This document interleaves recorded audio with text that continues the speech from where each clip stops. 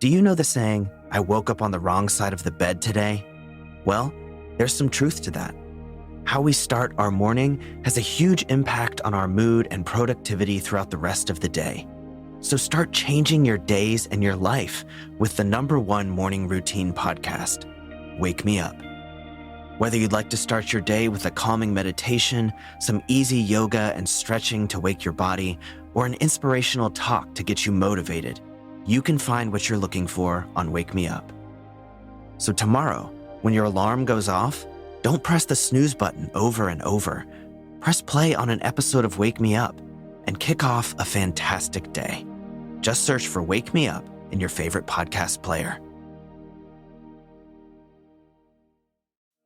Hey there, I'm Tyler, the host of Wake Me Up, the only guided morning routine podcast. No matter how you'd like to start your day, Wake Me Up has something for everyone.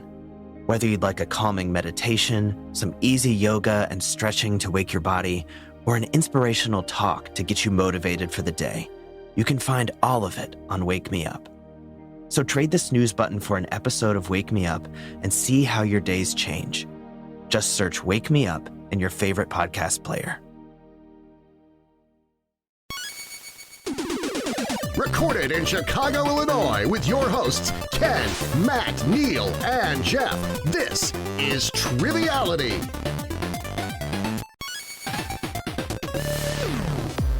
Hello and welcome to Triviality, the game where a lack of seriousness meets a little bit of knowledge. My name is Neal, here with Ken, Jeff, and Matt. How's everyone doing today? Greetings. Great.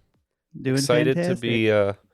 to be embarking more on these last 10 episodes before we hit 300. That's right. Yeah, today is episode 292, and we're on our way to 300. And speaking of 300, if you haven't sent in your audio questions yet, Leonidas will kick you in the chest. there you go. Make sure you send them in. All you got to do is record a question. You can put a category in it if you want. You can have a nice private message to us as well if you want to, a little extra message. And if you need help recording too, we could probably help you. Yeah, we could reach do that out. too. Yep, and we have some people who can help out if need be. And we're hoping to get 30 questions for 300, and we'll play them live for the first time and try to answer them as teams. So, today is episode 292, and what we've been doing starting last week is inviting people who were our first patrons and who helped this whole show get started back on the show as another thank you for helping us grow. And we have two people here today who joined October 1st, 2017 and December 24th, 2017. Wow. So they've been with us for a long time. And friends of the show, people who've been on a few times, some that we've competed with valiantly, and we're so happy to have them here. So let's start with our competitor today. You know him for his wrestling prowess, as he's defeated all the competition at every SummerSlam and WrestleMania. He's an Oakland 5 supporter on Patreon. Greg Johnson. How are you, Greg? I'm great. I'm glad to be back. I'm on my part-time status, so I don't have to take as many bumps this time. So I'm glad to be back. Awesome. And for anyone maybe who isn't in the backlog yet, tell us a little bit about yourself. All right. So my name is Greg. I'm a software developer from Aiken, South Carolina. As has been mentioned, I'm a little bit of a wrestling fan, but I enjoy TV, movies, music, anything that's kind of pop culture related. I'm not knowledgeable about it, but I enjoy just taking in whatever I can. And I love trivia.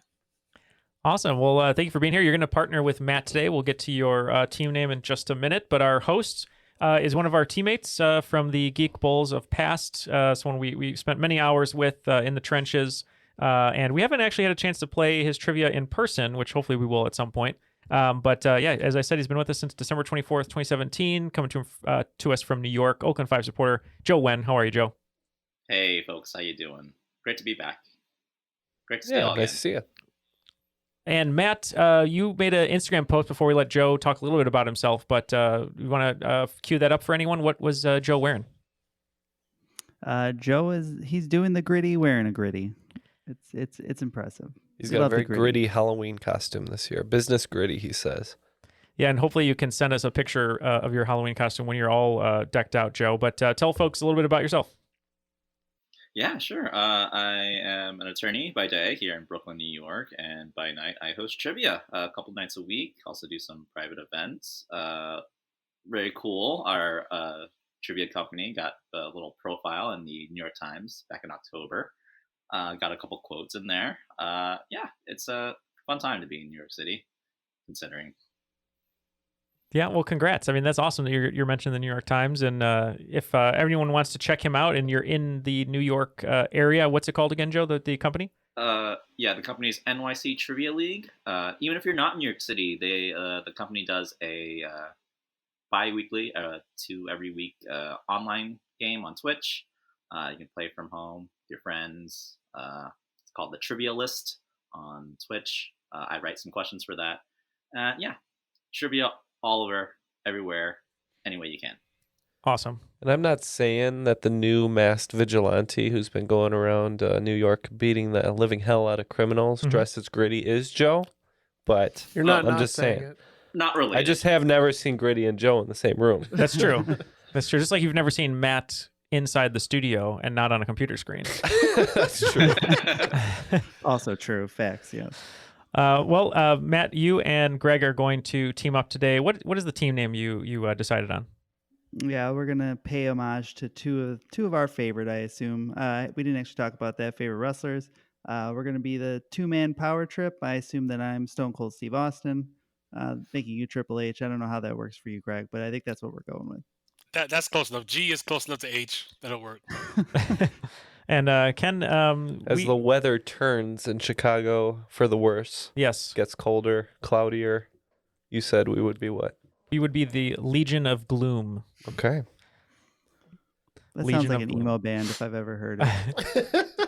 It does. Jeff, you're going to sit out today. You'll score keep for us. That is But correct. Joe, any preference on the rules read? Ooh. Can I make you an offer that you might not be able to refuse? I'd love to hear one. We got the Queen of England on the line. How's that sound? That sounds amazing. I would love to hear the Queen of England. I think those were the last words before she passed. Yeah, it's the last the thing she rules did was record the rules read for us. She accepted our cameo invite right before she expired. All right, Queen Majesty, Queen Mum, take it away. The rules of the game are simple. 20 questions split into 2 rounds, worth 10 points apiece. At halftime, there'll be a special swing round designed by this week's host. After regulation, players will enter the final round with the points that they've accumulated and will have a chance to wager 0 to 30 points on 5 categorized questions. At the end of the game, someone will be named the cream of the crop. No, someone else, that is, for I am the cream of the crop. Thank you to Cameron Terry for that impression of the Queen. Obviously not the Queen herself, but very, very close. Very close. And Joe, we're all ready to go here today. We've given you the kitchen knife. You have the onions. You have the carrots. It is time to julienne. Wow. Thank you very much. That may be your best yet, Neil. No better way to put it. Let's do it. Good luck, folks. All right, question number 1. The way you talk to me, the way you cut your hair, your big dumb combat boots, and the way you're always right are just some of the items listed in what poem read by Kat in a 1999 movie of the same name? We're locked in. Okay. I'm thinking 1999. That sounds like it's close to. Is that 10 Things I Hate About You? That sounds accurate. I believe that would be Heath Ledger's character, probably, maybe. Yes. I don't remember any of the characters' names. Oh yeah. It sounds like Cat sounds like a name that would be in the 10 Things I Hate About You. So I'm good locking in with 10 Things I Hate About You. I'm surprised Matt didn't say that immediately. Yeah, I thought he would have too. I think he was thinking more Save the Last Dance because he's a big fan of the Julia Stiles dance number, which he calls the best dance number ever put on film. He does, yeah. He does say that. Ken, what did we lock in with? The same. 10 things. Yeah, those are just some of the 10 things that Kat hates about the Heath Ledger's character, Patrick, in 10 Things I Hate About You. Well done, folks. All right, let's jump into question number 2. Artist Marcus Cornish sculpted a bronze statue of what fictional character created by author Michael Bond? This statue was erected in 2000 at a certain London Underground station? I am 100% sure on this one. If you're okay with that, Greg. I put 100% confidence in you. Okay. Okay, I'm trying to remember if my gut is wrong, but I'm thinking Paddington, Ken? That sounds good to me. And I know that Paddington 2 is like Nick Cage's favorite movie in that new Nick Cage movie that came out. Yeah, it's got to be Paddington, yeah, because I mean, who doesn't love a marmalade sandwich? Well, there's a Paddington Station, is there not? There is, yes. Yeah, I've been asked several Paddington questions recently. My girlfriend loves the Paddington. This is 100% Paddington. Yep, and the bear got its name because it was picked up at Paddington Station. It's Paddington Bear. Well done. All right, let's jump into number 3. With a seating capacity of 132,000 spectators, a cricket stadium in Ahmedabad, India is named after what current Prime Minister of India? Since we're going on the wrestling angle, I will tag team in for any team for $10. You think I got $10? I don't know it. Yeah, I know it when I hear it, but I've heard it in the news, but it's not something I've pulled away. Same. All right, Greg. It looks like they have no idea. Do you have any idea? I have no idea either, unfortunately. Well, this is 4 people who have no idea and their friend who does know, apparently. That's Jeff. So can you name, I can't even name a prime minister that's ever been a prime minister of India. I mean, Indira Gandhi. Indira Gandhi, I think, but she's not, She's Probably no longer with us, I believe. This is a very cut and dry question, and we do not have a cut or dry answer. So we are going to classic act like, double tap. Yeah, Joe's got us in an ankle lock, and we are tapping out. You guys weren't following all the coverage when, like, 1 billion people got to vote in the last Indian election? Just tell us the answer and stop being smug.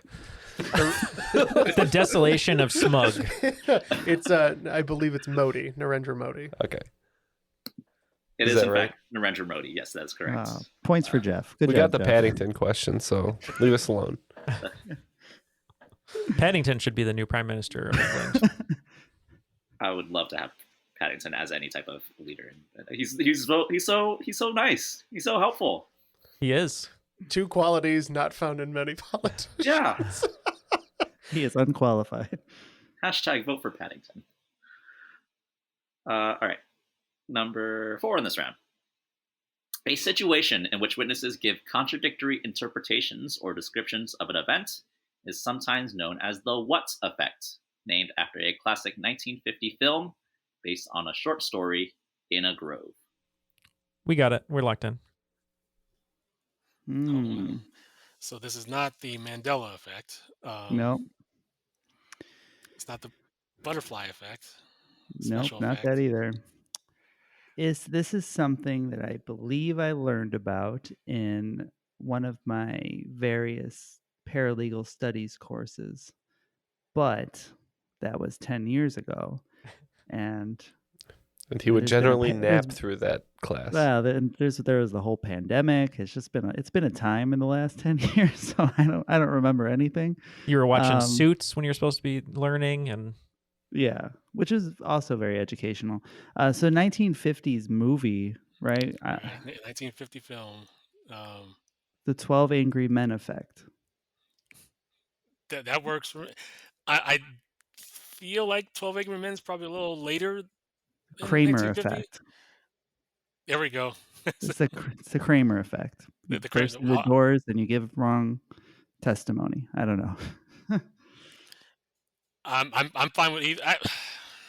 I'm thinking about it. Maybe 12 Angry Men is that old. Well, I think they're both wrong. So we're gonna lock in with Kramer effect. Oh, here's a film that I'm familiar with, but Neal pulled the answer. Yeah. A lot of films use this format, but there's only one that did it first, or I guess did it well enough. We said Rashomon. That is correct. It's Rashomon effect, or the movie Rashomon. I was hoping, Matt, you would back your way through The Simpsons. There's a Simpsons reference where they're flying to Japan, and Homer's upset. Yeah. And then Marge says, "But you love Rashomon." And then he says, "Well, that's not how I remember it." And now I get that joke. Wonderful. That was a great question. Yeah, thank you. All right, let's jump into question number 5. Often cited as the origin of a certain mystery novel cliche, Mary Robert Reinhardt's novel from 1930, The Door, featured a character with what occupation committing the central murders? I'm looking for the occupation. We're going to lock in. Okay, I feel pretty confident about is the occupation the butler because of the cliche the butler did it. I would assume that has to be it. It's the man you lock in the freezer in Tomb Raider. I'm thinking that this is the butler. And I'm always suspicious of my butler. Right, you are. Were I Right. to have one. Right. Were I to have one. Archibald. I'd be suspicious He's a of him. sneaky son of a bitch. He's my imaginary butler. Yeah, but we spoiler alert, we said it was the butler that did it, hopefully. That is correct. It is apparently purportedly originated from Mary Roberts Reinhardt novel The Door. The butler did it. Yes, that is correct. Well done, folks. All right, and I have a score recap for everyone after 5 questions. Both teams off to a pretty good start. Just a slight lead for Legion of Gloom with 40 points, but close behind Two-Man Power Trip with 30. And you can find Joe and Greg over on the crop pretty often. You can go to our Discord or any of our social media, Twitter, Instagram, @TrivialityPod, to keep up with all of Triviality news and happenings, including Matt accidentally posting there from his own personal account, which sometimes you get a gem. You want to make sure you follow. Yeah, if you like rainbow cake, I posted something the other day. Wonderful. All right, let's get back into it. Question number 6.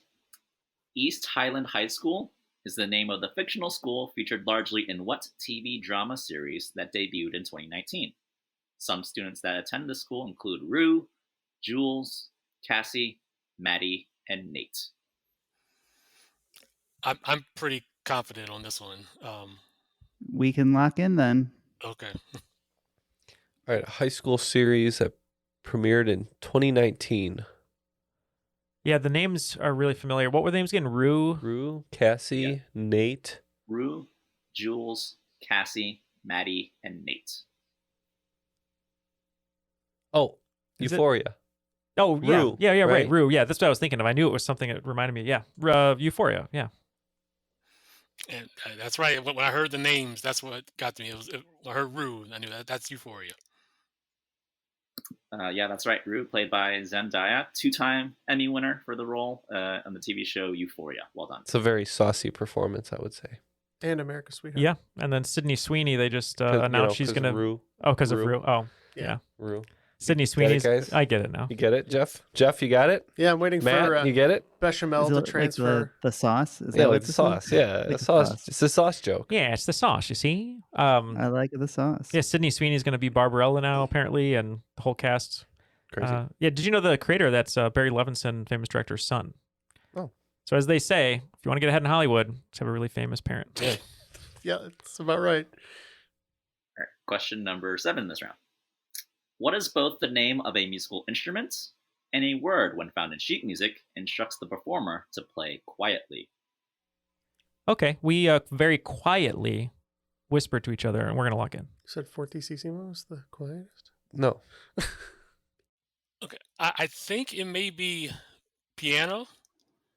Mm. Because I think I'm going back to my high school band days. I believe there was I remember seeing piano on sheet music and that associated with playing quietly. And I think there was piano and then pianissimo and then pianissimissimo, even Okay.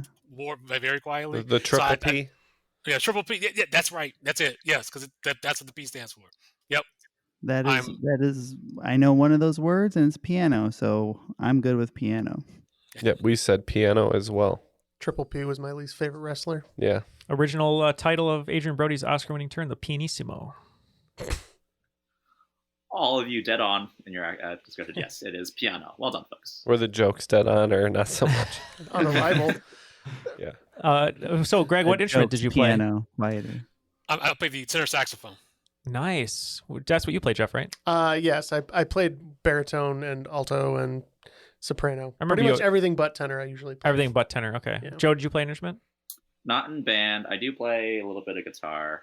I mess around on the piano. I have a cat piano, which is in the shape of a cat, but makes cat noises. But that's... Joe mostly just goes into great. Guitar Center and plays Purple Haze. Matt, you play a little bass. You slap at a bass a little bit. Not well, but I do. Yeah. And Ken can't play anything. No, I'm not musically talented. All right, let's go to question number 8 in this round. Question number 8. The word Schmetterling is German for what animal? The name derives from the East Central German word schmetten, which means cream. So supposedly because witches were believed to transform into these animals to steal dairy products.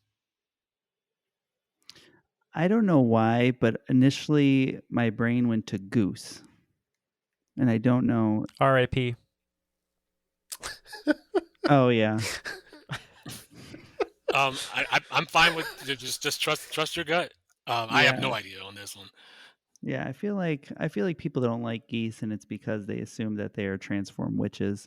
So I am happy with locking in with goose.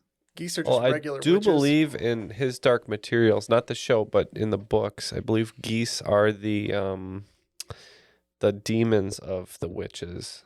So maybe they're right, but we just said cat, right? No points on this one. Schmetterling is German for butterfly. Nobody suspects which is the believed to butterfly. transform into butterflies to steal dairy products for some reason. Yeah. How are they stealing I've dairy always products? known butterflies to be hauling dairy off- thieves. They're just hauling off like glass gallon jugs of the stuff How is that possible? I guess witchcraft, in but mass. Except for the vegan butterflies, they're in the oat milk section. I don't buy it, witches. Not fooling me. All right. So question number 9. A little bit of a math, a little bit of logic question for you.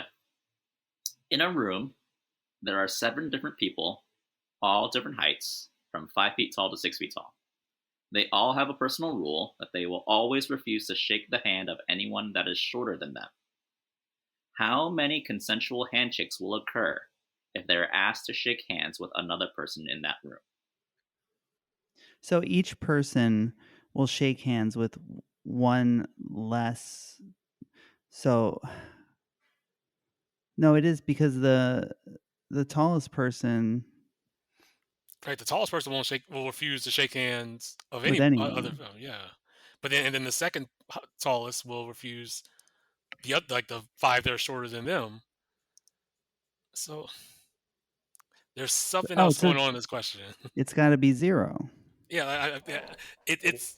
Yep. Well, All right, guys, we're locked in here, we think. Okay, so we're going through the logic of it. So if everyone refuses to shake the hands of somebody shorter than them, That's my rule, by the way, too. if they're all different heights, then nobody would agree to shake hands with anybody. So there's no handshaking. They're staying 6 feet apart. They're practicing social distancing. It's fine. It's a good room. It's a room I'd want to be in. You agree, Greg? I agree absolutely with everything you said. He agrees. Randy Newman shaking 0 hands. We know. Step back from my hand. So we said 0. We said 0 too, but we can't wait to hear the trick, Joe. Both of you are exactly right. Yes. All right. Apologies to our short kings out there. You're just making us sweat, man. Yes. With this question. Yes. So yes, much as you explained, the tallest person will refuse to shake hands with anyone in the room. The second tallest person will refuse to shake everyone's hand except the tallest person. But because the tallest person won't shake the second tallest person's hand, they will have a handshake. So Right. 9 out of 10 people can't answer this question on Facebook. I remember this from like back in 7th grade. I had this question from a math teacher, and it really stuck with me since Well, then. yeah, at first I was doing like 7 factorial, and I'm like, wait, that doesn't make any sense. If nobody... How is he shaking? It doesn't Sweat dripping, arms wet. Go to Vegas, place a bet. Oh. I hate it when Randy Newman comes into the studio. Just barges in Go here. home, Randy. Go back to your piano. It's because he really hates clammy palms. All right. Last question to finish the round. Question number 10. The last flight of NASA's space shuttle program took place on July 8th, 2011, with the launch of what space shuttle from Kennedy Space Center? This shuttle's first flight was in 1985 and was named after a research sailing vessel for the Woods Hole Oceanographic Institution. All right, boy, we're not sure, but we came up with a word that sounds like it would be a great name for a spacecraft. Okay, so I believe there was one in 2004, 2005 called the Endeavor, and I think, Hmm. sadly, I think that was one where there was an explosion. Yeah. And I'm guessing they wouldn't name one that recent that close to it after that. Hmm. Um, I think we're looking at either Voyager or Discovery. I think those are the big ones that have lasted a long time. And I think those are the ones that they would retire. I'm more confident in Discovery. Okay. Yeah, that I'm good with Discovery. If you want to do that? Okay. We can lock in with Discovery. And we didn't have any of that background information, and we went with Endeavor. No points on this one. That space shuttle that was named after a two-masted sailing ship was the Atlantis. The Atlantis. Oh. With Aquaman on board. We say like we knew what that was. I didn't know any of that information. Of course. Atlantis. Matt, Atlantis, real or not? Tell us your thoughts. To answer Not Greg's question earlier, Columbia, I believe, was the one that had the failure that resulted in it exploding in the air. Yep. Okay. Neal, narwhals, real or not? What did we determine? They are real, we determined. Yes. Okay. Mm-hmm. Thankfully that I learned they were real. If anybody else out there in listener land had something that they recently or like way too late found out was real that they thought was fake, please do let us know. Yeah, if you had or that, vice versa. If you had that, I was 30-something years old when I found out. Unicorns weren't I real. was today years old, yeah. Yeah. Send us in your Especially if your it came up on this show. That would be delightful for us. Yeah, to please see. comment or send us an email or send us a question Trivialitypodcast@gmail.com for our 300th episode. yeah, send us a question about it. All right, so we've added in the totals from the second half of the first round, and the gap remains the same. It is 70 for the Legion of Gloom, and right behind at two-man power trip, 60 points. And that brings us to the swing rounds. What do you have for us today, Joe? Right. I think it's pretty straightforward. I'm going to give you the name of a company and a year, and I need you to name the country where the company was founded. Okay. Right. Let's go with number 1. Electronics company LG, 1958. Number 2. Audio streaming service Spotify, 2006. Number 3. Brewery Carlsberg, 1847. Number 4. Cough drop and breath mint manufacturer Ricola, 1930. Number 5. Clothing retailer Uniqlo, 1974. Number 6. Can't believe they're 1974. Yeah. Can't believe you Number dragged me 6. through a Uniqlo. Number 6. Automaker Fiat, 1899. Number 7. Airline Etihad Airways, 2003. Number 8. Tech company Alibaba, 1999. Number 9. Satellite navigation software company Waze, 2006. And number 10. Ice cream company Haagen-Dazs, 1960. We will now go to a quick break while we consider the answers for the swing round. Laura, Spencer, and Michael are pop culture nerds. Jim Carrey plays the same character in The Truman Show and Sonic the Hedgehog. They enjoy analyzing fan theories found on the internet. Is the Grinch the sole survivor of a brutal genocide committed by the Who's? Their discussions are civil, You can do what you want. That's fine. You're just stupid. honest, I honestly don't have very much knowledge of the show. mature. So what you're saying is we shouldn't care about how much he poops. For every theory, they have a rating. I think it's time for us to rate this theory. I'm going to say this is genius. This is completely preposterous. I am saying plausible. In addition to being entertained, you'll learn fascinating movie secrets. In Harry Potter and the Deathly Hallows Part 2, Voldemort shoots a green light from his wand because he wants Harry to go away. Harry shoots a red light because he wants to stop Voldemort. And after every episode, you'll come away being able to say, We're all dumber for having listened to this theory. Fan Theory Queries is part of Airwave Media and is available everywhere you listen to podcasts. Behind every work of art, there's a story. Okay, sure, it sounds kind of obvious when I say it like that, but think about it. How many times have you stood in an art museum, maybe with a date or with your mom, looked at an artwork and thought, I don't get it? I'm Amanda, and I know the feeling all too well. To me, knowing the story behind an artwork is a huge part of knowing how to look at it and appreciate it. And on my podcast, Art of History, that's exactly what I share with you. In each episode, we view history through the lens of some really great works of art. There is so much we can learn about the people and things which someone way back when deemed worthy of recording for posterity. And let me tell you, on the podcast, we have barely scratched the surface. Join me as we dive deep into the bigger picture behind some familiar and maybe not so familiar works of art. No prerequisites required. Check out Art of History wherever you get your podcasts. All right, let's do this thing. We are back, and let's get the answers for the swing round. Sure. All right. Number one was electronics company LG, 1958. We said South Korea. Yep. We also thought this was South Korea. And you both are right. South Korea. Number two, Spotify, 2006. That would be Sweden. Yeah, Greg was pretty sure on this one. We said Sweden. And both of you again correct. Sweden. Number three, Carlsberg from 1847. Well, we said Finland. Yeah, we were choosing between Austria, Germany, Belgium, and we went with Belgium. No points on this one. This is Denmark, one of the most famous Denmark breweries. Danish Okay. breweries, yeah. Number four, cough drop and breath mint manufacturer Ricola, 1930. Okay, for this one, we weren't 100% sure. We can think of the commercial, so we said Switzerland.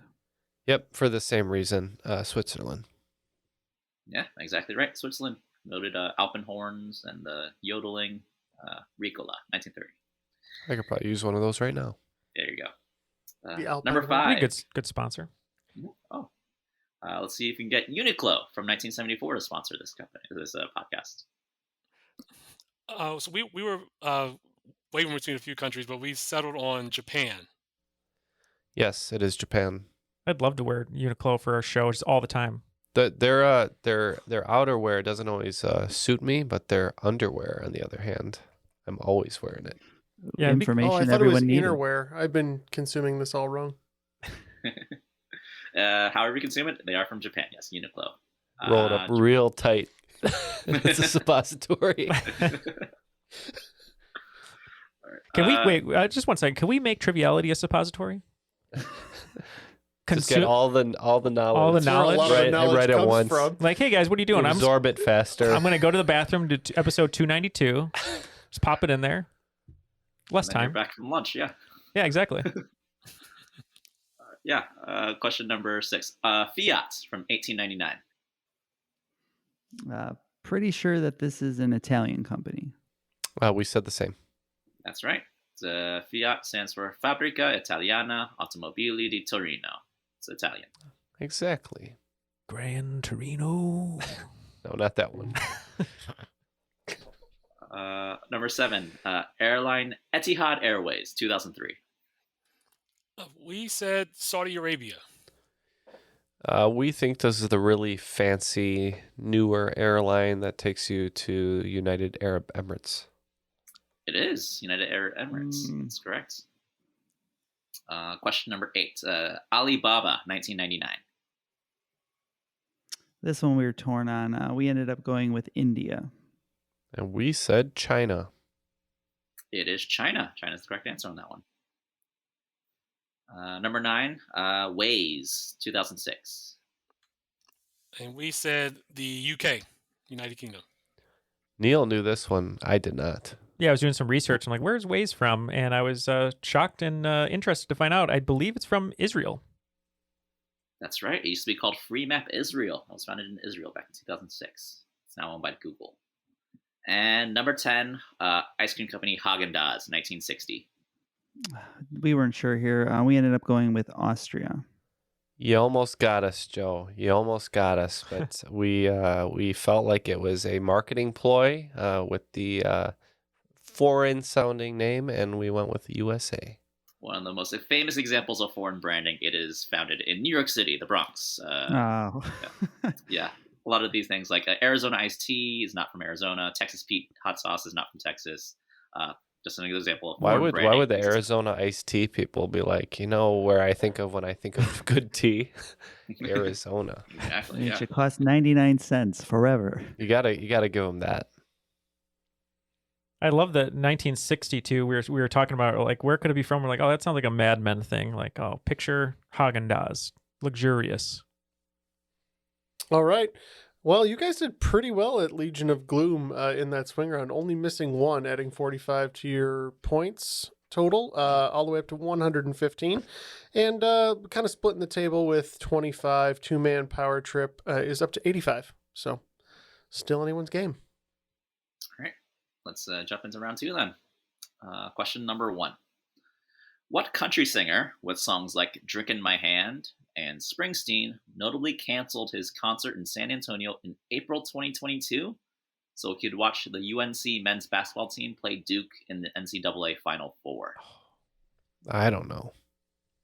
This is the it's about country singers and basketball, allegedly. Basketball? NCAA basketball. Is that what we're talking about? Basketball. Yeah. College basketball, Yeah, for that during matter. the Final Four, yeah. So I'm just gonna stay quiet. Yeah, I mean, I'll lock in for us. And no disrespect to people who like country, I just do not like country music. But I only know this because it was like a Twitter storm of people being angry with this performer. Yeah, that's a move. Yeah, that's a really bad move. You couldn't watch it later in your... Never heard of TiVo guy from like TiVo. 1990. Yeah, how about you record it on VHS? Put the Sharpie on the front of it. No, because then that's when the timer blips and you end up or a newscast cuts in and... I can't think of the guy's name because I really don't care, but we'll lock in with the name. Okay. My knowledge of country music is limited. I do know that Garth Brooks went on tour earlier this year. Mm-hmm. And those song names don't sound familiar. But they could be him. And Yeah, or it could be Chris Gaines. It could be Chris Gaines. That's right. Either or. Yeah. I don't know. I don't know any country people. I know Luke Bryan, Dierks Bentley. No. Okay, so it's not them. I don't know who this was. Okay. Jason Aldean. He's a man who likes a guitar and dirt roads. Glass of whiskey. Yeah. I can't associate anybody with North Carolina. I mean, Michael Jordan. Yeah, it could be country music legend Michael Jordan. Yeah. So let's just go Garth Brooks because I think he likes sports. He feels like a sports guy. He played minor league baseball at one point. Yeah, Garth Brooks. There you go. Yeah, we didn't know. I just first person I could think of was Luke Bryan. I think Chris Gaines would pull a move like this. Not so much Garth Brooks, but Chris Gaines definitely would. He would do it with a smile. But this person was Eric Church. His name is Eric Church. This is if you hear bad move, Eric Church. Yeah, if you're waiting for your end of the year trivia 2022 events, this might be coming up on that one. Yeah, that's it. Question number 2. Often compared to Rosa Parks, Canadian civil rights activist Viola Desmond, pictured on the country's $10 note, notably refused to leave the whites-only section of what type of establishment in Nova Scotia on November 8th, 1946? Neil, I don't know this, and I have no way of knowing it, but what about a library? I like that. I don't know. I'm not sure either. 1946. Unfortunately, a lot of the places had whites-only sections, so they could be a multitude of things. Maybe a bar. Could be a bar. Could be just like a standard restaurants. Like a diner. Right. What is Nova Scotia famous for? Being cold. Yeah. Could Hockey. be What if it's a hockey arena? What if it's an hockey ice arena. skating rink? An ice skating rink. A Sure. maple syrup factory. There you go. A very Canadian form of segregation. We'll do it. We're gonna go ice skating rink. You want to do that? Sure. Okay, ice skating rink. And we're sticking with library. No points on this one. This is a movie theater. She refused to leave the White Sox section of a movie theater, and is often considered the Rosa Parks of Canada, even though she did it perhaps like about a decade before Rosa Parks famously refused to give up her seat on the bus. Wow. Right. Question number 3 in this round. With the chemical formula C3H6O, what useful solvent with a 7-letter name is the active ingredient in many paint thinners and nail polish removers? We're going to lock in, so if you want to talk, you can talk it out. Okay, so as a person who has a home now, I spend a lot of time at Home Depot, and we buy paint thinners, and they always say contains acetone on them, and I'm pretty sure that's 7 letters. So if you're okay with acetone. Yeah, that sounds fine to me. All right, not for the nail polish remover, but for the paint thinner. Locked in. Oh, I missed the part about the 7 letters. We said isopropyl, which is not 7 letters. It is acetone. Acetone is the correct answer on this one. Yeah, that makes sense. Good pull. All right, question number 4 in this round. The Scouse accent is most closely associated with the city of Liverpool, England. The Brummie accent is most closely associated with the city of Birmingham. What accent is associated with the city of Newcastle, as referenced in a UK reality show spin-off of Jersey Shore? Oi, which is the oi, bruv. Yeah. Is that it? Is that the one? Newcastle's still a little northern, so still got a little bit of a, yeah. It's hard to. They talk From about it Wales to the on Dales. You sound Love like you're Island all the from time, and I London. can't think of it. It's you said Newcastle, right? Yeah. I feel useless in this round. I have no idea on this one. You want to go with Cockney because I can't think of anything else. Sure, and that's a word that can be used pretty freely in different kinds of titles for reality shows. Yeah. So maybe that's a creative way to do it. Yeah. We know this is incorrect, but we just said the Yorkie Shore. It is not the Yorkie Shore. There is a UK reality spin-off show called Geordie Shore. Geordie. And that's a Geordie accent that's associated with Newcastle. All right, question number 5. Try to get this one. What beauty products company, currently owned by luxury brand LVMH, gets its name from the Greek spelling of the name of Moses' wife? What beauty products company, currently owned by luxury brand LVMH, gets its name from the Greek spelling of Moses' wife? All right, we will lock in here. I'm probably not going to get it from the Moses' wife angle. I'm thinking of other beauty products, beauty companies. So it's the beauty product name. It's like a brand of beauty products, or what beauty products company, currently owned by luxury brand LVMH, gets its name from the Greek spelling of the name of Moses' wife? Sorry if I'm laughing over here. Neil's looking up Geordie Shore right now. Oh. If you thought Jersey Shore Looks was like a very smelly crew. Oi, what's the smell? Hey, who smells like sausages? It's me mom's pasta. Come on now. Oh boy. What about L'Oreal? There's Maybelline. Maybe it's Maybelline. What about Sephora? Okay. As a brand. And would that maybe be like this Greek name for Sarah? Maybe, and that's Moses' wife's name? Or I don't know Moses' wife's name. but I know that I spend a lot of time standing awkwardly around the Sephora. Okay, we could do that. We could do it with Sephora. Okay, we're locked in. Sometimes you just gotta wait while your significant other picks out the perfect blender. Yeah, we said Sephora. And Moses' wife name was Zipporah, and the Greek spelling of the name is Sephora. Well done. Well solved. Great job. It is a great sight at the mall. You just see a bunch of guys with like shopping bags just standing outside on their phone or, not knowing what to Awkwardly do. picking up one eyeliner over and over. I like Sephora, but I don't go in because of my migraines, because all the perfume and stuff like triggers my migraines. So I have to hold my breath when I go in there to grab something, and then I buy it and They I just leave. see Neal coming and start spritzing. We know how to get him out. Just imagine how creepy it is when they see me open the door and I go, and I walk around holding my breath. Well, after the first 5 in round 2, two-man power trip closed the gap just a little bit, adding 20 to their score to go up to 105. Jeff, they mined the gap. They do mind the gap. And just ahead of them with 125 points is Legion of Gloom. Awesome. Good close game. That's what I like. Let's get into question number 6 in this round.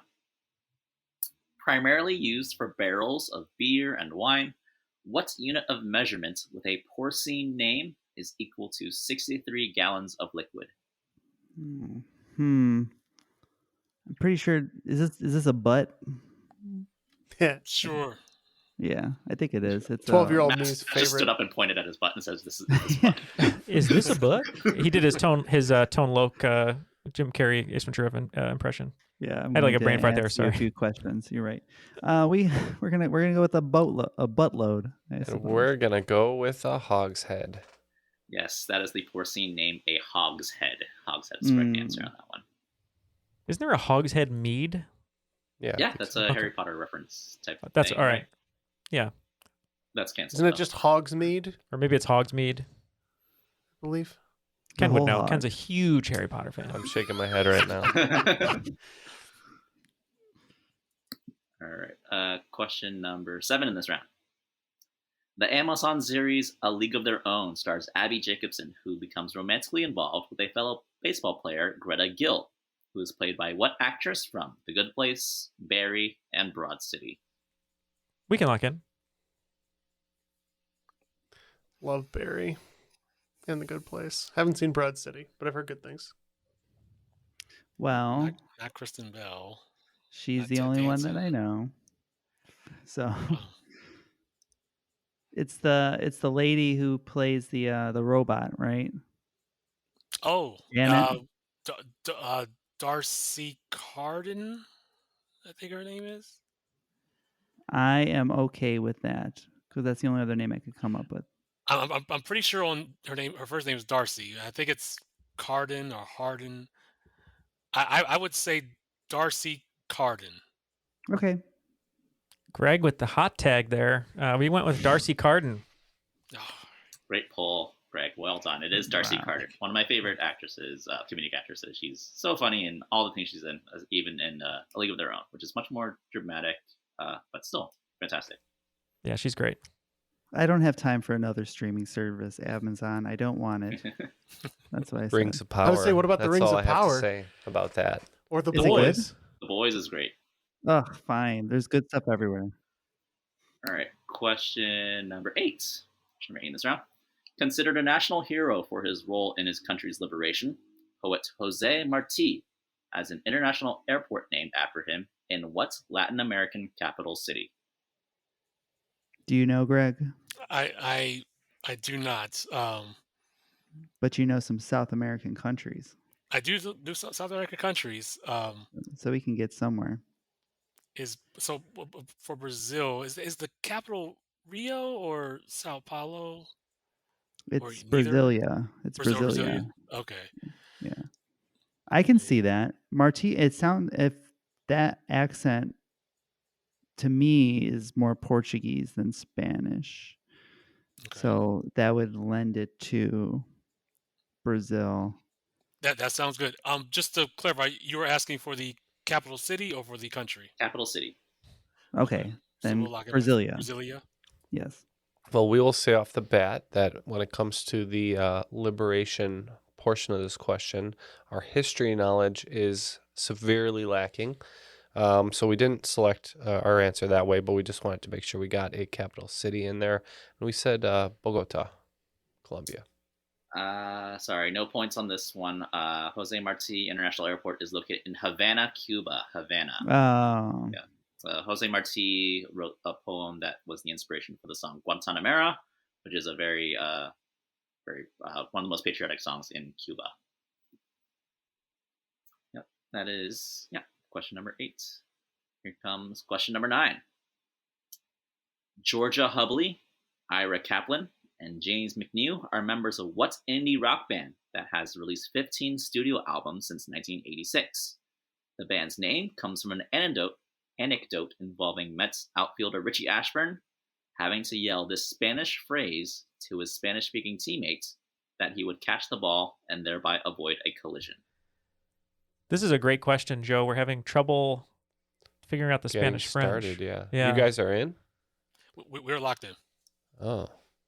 So we're trying to think of power trios, maybe ones that are from New York, because they would have picked up on the anecdote from the Mets. They're Mets fans. And something Spanish. Something Spanish, yeah. Might have to It's let a good this time one to go. be a Mets fan. Yeah, I don't know. I really have no idea. Originally, I thought it was going to be like Green Day or something, but then when it said New York, I was like, there's no way. So, I don't know. We don't know. Yeah. We're out. Okay. So I was completely lost. And then, Greg, what did you say? So I was thinking about so the anecdote about the baseball players telling the person that they are going to catch the ball, so they won't have to avoid a collision. So usually they will be saying something like, "I got this," so I got it. So I started to try to translate that into Spanish, and thinking, "Yo tango, yo." And Tango, Yola and then- Tango is definitely an indie rock band. So we said Yola Tango. Excellently solved. Well done. That's exactly what I hoped you would do in this question. It is Yola Tango, and they are from I've Hoboken, never New Jersey. ever heard of that band. Really? I'm surprised. Well done. Are they the band that has the cello? What do they have? I don't think. Or maybe I'm No. thinking of another. Cursive has a cello. Oh, okay. But that's not the same band. There's some band I'm thinking of that's like a rock band. They have like a cello. They're like orchestral, but then they play rock songs. But they play. Is this a huge gap in my knowledge? I think so. They're pretty popular. According to Wikipedia, Yola Tango has been called the quintessential critics band. It means it has a strong cult following. Stand-up bass. Stand-up bass is what I was thinking of. It was wrong in my eyes of a cello, but yeah, stand-up bass. That's what I was thinking of. Huh. Yeah. Great question. Thank you. All right. Let's finish it out. Question number 10. One of Carol Fabricius's most famous paintings is one depicting what kind of bird? The painting is central to a Pulitzer Prize-winning novel written by Donna Tartt in 2013. Greg, I think we're just going to have to name a random bird. If you feel. Neil had a good poll on this one, I think, so we're going to lock in. All right, so probably not Raven. Dove, pigeon. I was trying to think on the Pulitzer Prize in 2013 angle. People like to write about sparrows. Could it be a sparrow? That sounds good.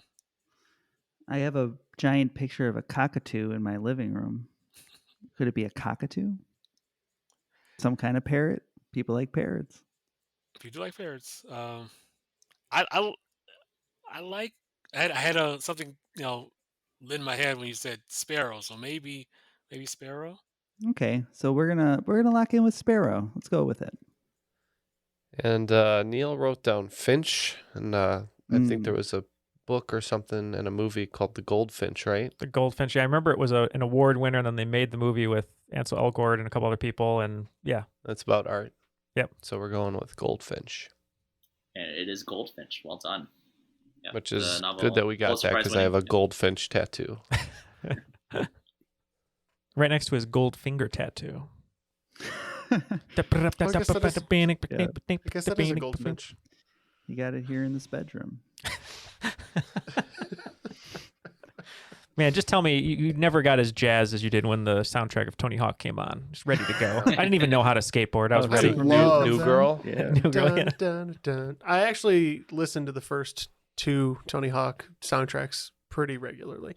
That being said, we are ready to get the questions for our final wagers, but we got to figure out what the point totals are first.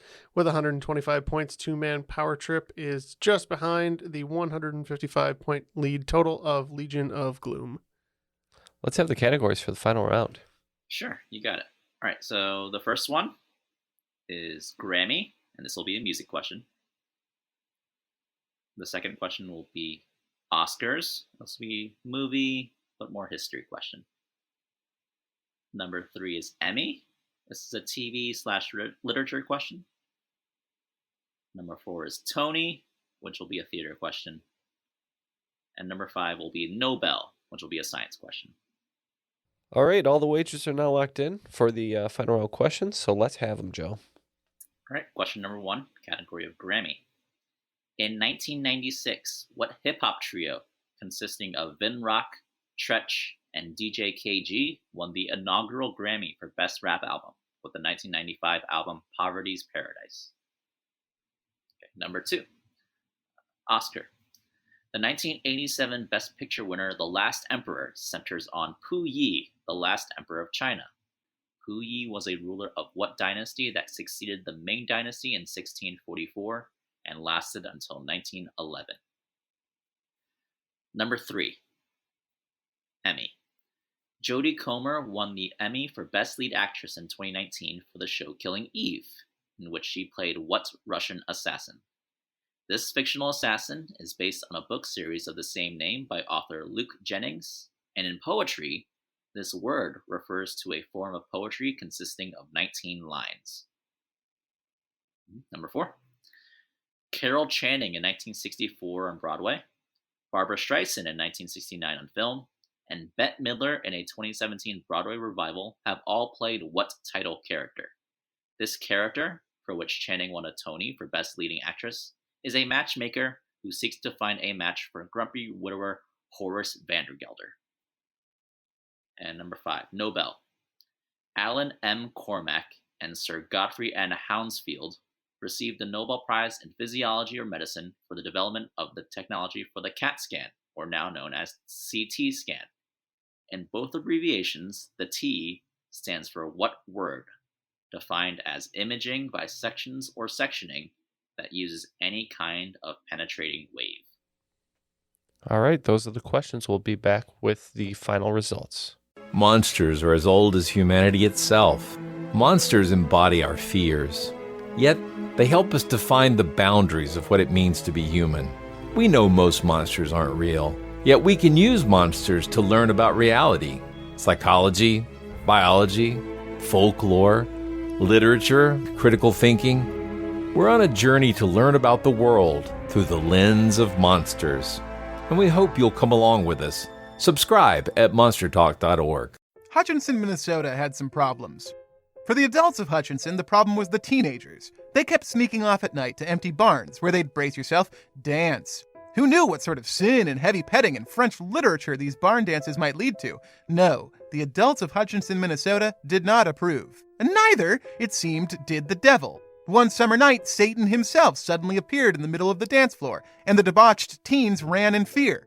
He showed up at the next dance, too. For a few months, it seemed like you couldn't go to a late-night barn dance in Hutchinson without getting chased out by the devil, pitchfork in tow. Until one night, when a 14-year-old boy had the good sense to shoot him in the chest. At which point the devil was revealed, Scooby-Doo style but bloodier, to be the local Methodist minister, dressed in a costume and flown in from the roof by rope and pulley. This is The Constant, a history of getting things wrong. I'm Mark Chrysler. Every episode, we look at the accidents, mistakes, and bad ideas that helped misshape our world. Find us at constantpodcast.com or wherever you get your podcasts.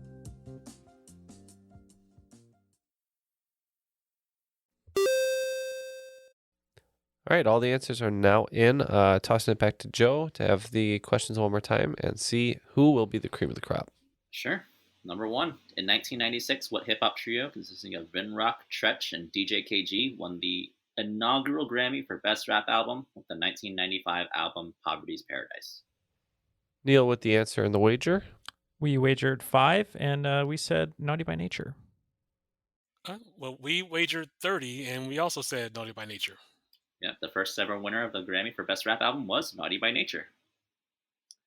Number 2, the 1987 Best Picture winner, The Last Emperor, centers on Pu Yi, the last emperor of China. Pu Yi was a ruler of what dynasty that succeeded the Ming Dynasty in 1644 and lasted until 1911? What did we wager, Neal? We wagered 30. 30. All right, we said the Qing Dynasty. That's the one with the Q. We wagered 10 and had no idea, so we said the Han Dynasty. One team is right. It is the Qing Dynasty. Well done. That was a tough one. Number 3. We did a good job guessing, Neal. Number 3. Jodie Comer won the Emmy for Best Lead Actress for the show Killing Eve, in which she played What Russian Assassin? Assassin is based on a book series of the same name by author Luke Jennings, and is also a form of poetry consisting of 19 lines. She's great in this show. For 30 points, we said Villanelle. That is what it is. We wagered 30, and I knew that the name started with V, and I was racking my brain, and all I can get to was Valerie, which is not right, but we said Valerie. Both the name of the book series and a type of poetry, and the character played by Jodie Comer, it is Villanelle. Number 4, Carol Channing, Barbara Streisand, and Bette Midler have all played what title character? This character, where Channing won a Tony for Best Leading Actress, is a matchmaker who seeks to find a match for grumpy widower Horace Vandergelder. We wagered 30, and thankfully I was in this musical playing Cornelius. We said Dolly Levi. That's very close to the answer we had. We wagered 0 and didn't have an answer. Yes, they all played Dolly in Hello, Dolly. Yes, that is correct. And number 5, Alan M. Cormack and Sir Godfrey Hounsfield received the Nobel Prize for development of CAT scan or CT scan. The T stands for what in both these cases? Jeff's advised that I mumble our answer because we're very close. He says we said topography. We wagered 10, and I believe it's tomography. And we wagered what, 15? You did indeed. And the T stands for tomography with an N. All right, well, it was a very good effort by both teams in the end, but unfortunately the two-man power trip with a score of 125 points today just doesn't have what it takes, because this week's cream of the crop is going to be the Legion of Gloom with 235 points. I am the cream. We got the pin. We did get the pin, center ring, which is pretty unheard of, but they let us go over. So thank you both. Yeah, just as we were gaining momentum, we both blew out our quads. So I think that's what happened. Sad. I was gonna make that same joke. That's why we're a good team. Well, let's start with Greg. As we said, Greg, you've been a patron of ours for a very long time, and that we are so appreciative of that. You've been with us since October 1st, 2017. We've loved having you on the show so many times. Doesn't mean this is going to be the last time, but it was just great to have you here to celebrate reaching 300. Any final shout outs, anything you'd like to say before we let you go today? I would just thank you for having me on. As we were talking about wrestling, that is actually the way that I found you guys, the podcast. I was searching for wrestling trivia, and lo and behold, something called Triviality was there. But yeah, I appreciate the time, and it's always a blast to play, despite the results one way or another. I guess my quote unquote shout out is just I'll sound like a broken record, but everybody, please just try to be kind to each other and be kind to yourself. Great words. And Joe, same goes for you. Lovely to see you as always. Miss hanging out. We'll have to do some sort of meet up with you in New York. Maybe we can play your trivia game and anyone else that's in New York or something. It'll be fun. But any shout outs or anything that you'd like to say before we let you go today? I'll echo Greg's statements about being kind and being righteous to one another. If you're in New York, come check out a trivia night. If you're not in New York, check out one of our summer games on Twitch. Besides that, I want to thank y'all for having me. I'm so incredibly proud of all the work that you guys done with this podcast and how far you've come. And I hope you guys keep going strong for many years in the future. Thank you. Thank you very much. That means a lot. Yeah, we appreciate that. And we will keep going strong with the help of Airwave Media, of course, home of great podcasts such as The History of the Great War, Kick-Ass News, and the Investing for Beginners podcast. Maybe I need that one. I think we all need that one. Yeah. But thank you everyone for joining us, everyone for listening. Make sure to send in those questions for our 300th episode and join us obviously at patreon.com/trivialitypodcast. But for Greg, Ken, Jeff, Matt, and Joe, my name is Neil, and that was Triviality.